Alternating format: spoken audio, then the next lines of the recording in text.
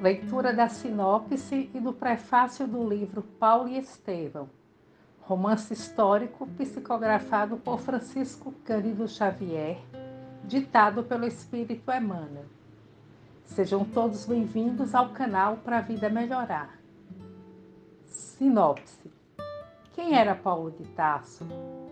Um fariseu fanático, obstinado, perseguidor de cristãos e da nascente doutrina cristã? Ou um ser predestinado por determinação divina, que recebeu a dádiva da aparição de Jesus, em gloriosa visão, às portas da cidade de Damasco, convertendo-se ao cristianismo?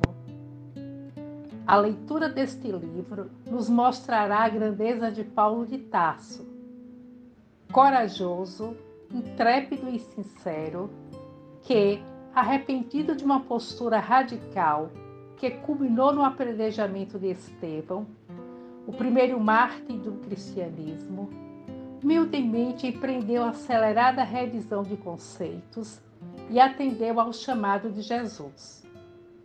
Em algum ponto da vida, todos recebemos um chamado do Cristo. Que temos feito? Paulo e Estevão fará você compreender como o amor apaga a imensidão de faltas cometidas.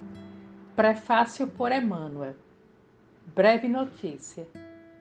Não são poucos os trabalhos que correm mundo relativamente à tarefa gloriosa do apóstolo dos gentios. É justo, pois, esperarmos a interrogativa. Por que mais um livro sobre Paulo de Tarso? Homenagem ao grande trabalhador do Evangelho ou informações mais detalhadas de sua vida? Quanto à primeira hipótese, somos dos primeiros a reconhecer que o convertido de Damasco não necessita de nossas mesquinhas homenagens.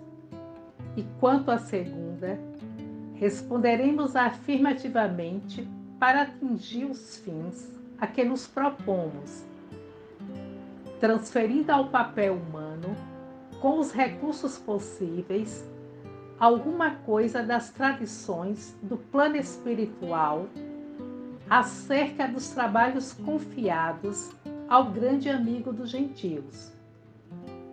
Nosso escopo essencial não poderia ser apenas rememorar passagens sublimes dos tempos apostólicos, e sim apresentar, antes de tudo, a figura do cooperador fiel na sua legítima feição de homem transformado por Jesus Cristo e atento ao divino ministério. Esclarecemos ainda que não é nosso propósito levantar apenas uma biografia romanceada.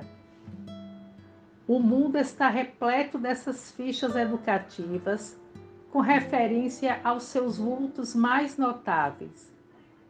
Nosso melhor e mais sincero desejo é recordar as lutas acerbas e os ásperos testemunhos de um coração extraordinário que se levantou das lutas humanas para seguir os passos do Mestre num esforço incessante. As igrejas amornecidas da atualidade e os falsos desejos dos crentes nos diversos setores do cristianismo justificam as nossas intenções. Em toda parte, há tendências à ociosidade do espírito e manifestações de menor esforço. Muitos discípulos disputam as prerrogativas de Estado, enquanto outros, distanciados voluntariamente do trabalho justo, suplicam a proteção sobrenatural do céu.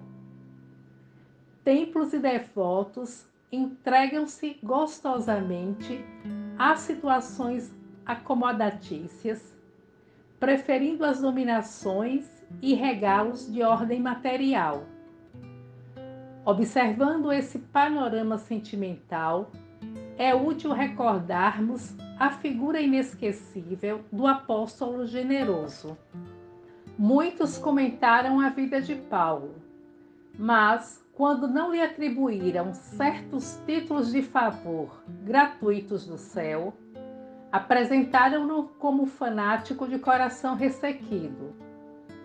Para uns, ele foi um santo por predestinação, a quem Jesus apareceu numa operação mecânica da graça. Para outros, foi um espírito arbitrário, absorvente e ríspido, inclinado a combater os companheiros com vaidade quase cruel. Não nos deteremos nessa posição extremista. Queremos recordar que Paulo recebeu a dádiva santa da visão gloriosa do Mestre às portas de Damasco. Mas não podemos esquecer a declaração de Jesus relativa ao sofrimento que o aguardava por amor ao seu nome. Certo é que o inovidável tecelão trazia o seu ministério divino. Mas quem estará no mundo sem o ministério de Deus? Muita gente dirá que desconhece a própria tarefa, que é insciente a tal respeito. Mas nós poderemos responder que, além da ignorância, há desatenção e muito capricho pernicioso.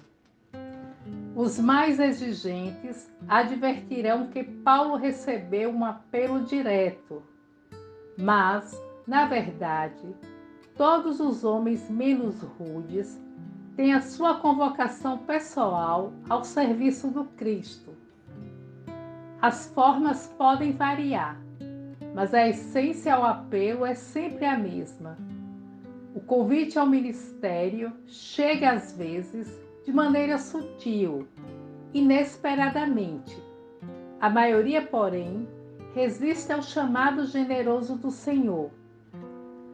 Ora, Jesus não é um mestre de violências, e se a figura de Paulo avulta muito mais aos nossos olhos, é que ele ouviu, negou-se a si mesmo, arrependeu-se, tomou a cruz e seguiu Cristo até o fim de suas tarefas materiais.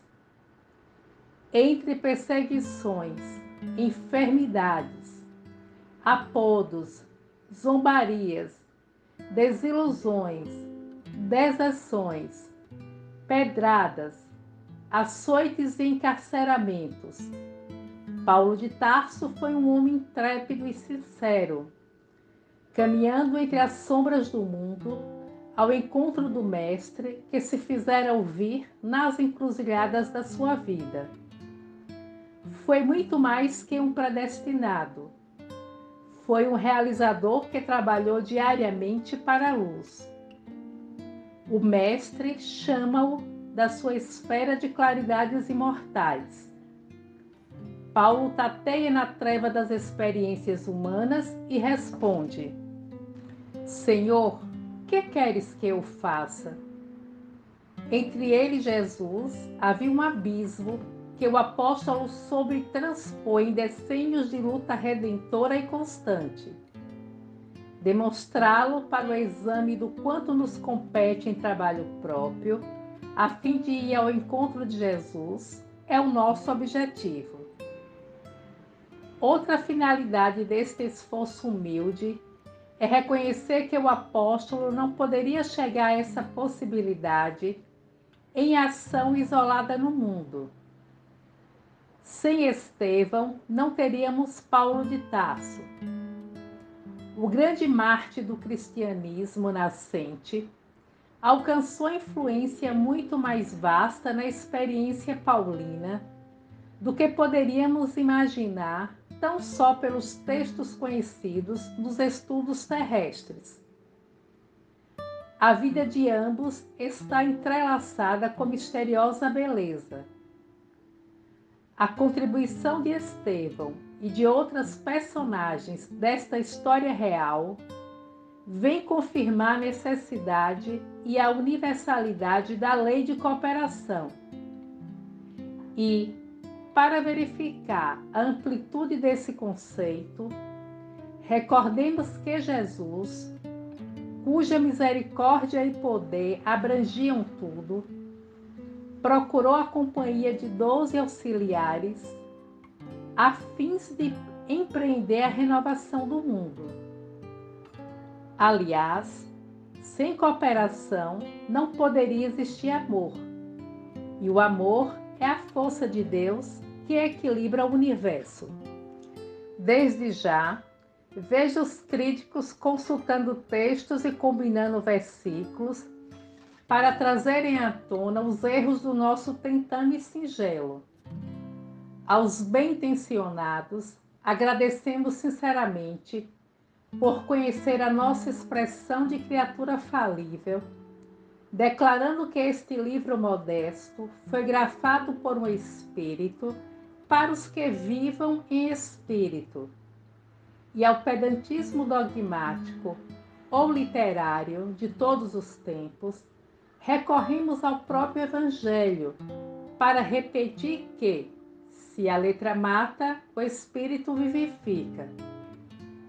Oferecendo, pois, este humilde trabalho aos nossos irmãos da terra, formulamos votos para que o exemplo do grande convertido se faça mais claro em nossos corações, a fim de que cada discípulo possa entender quanto lhe compete trabalhar e sofrer por amor a Jesus Cristo.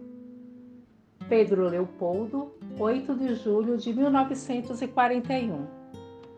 Compartilhe os vídeos para que outras pessoas impossibilitadas de ler, por quaisquer motivos, tenham a oportunidade de ouvir e conhecer esses maravilhosos ensinamentos. O link para acesso aos capítulos do livro está na descrição do vídeo. Por gentileza, se inscreva no canal e deixe o seu like. Obrigada por ouvir e até breve.